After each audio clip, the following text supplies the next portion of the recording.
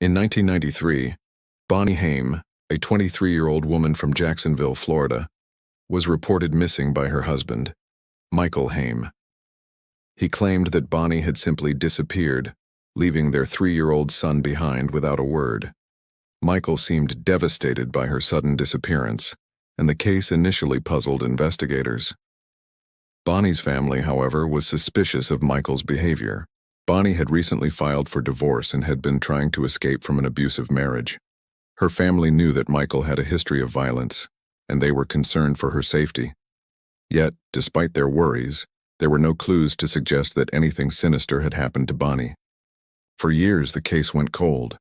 Bonnie was presumed dead, but without a body or evidence of foul play, authorities could not press charges against Michael.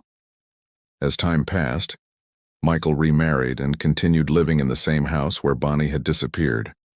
However, his actions and demeanor remained suspicious. In 2017, nearly 24 years after Bonnie's disappearance, a breakthrough finally came. The police, acting on new tips and information, decided to re-examine the case.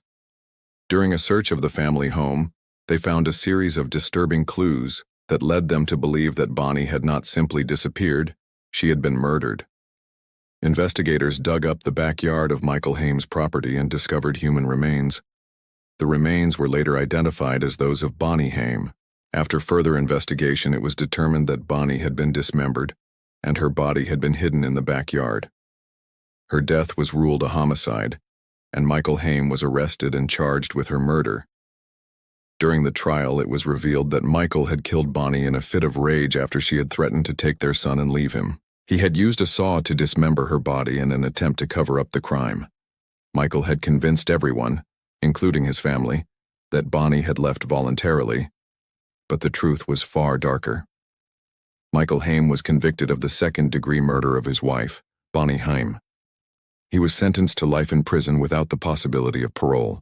The case was a heartbreaking reminder of the dangers that can lurk behind closed doors, especially in abusive relationships.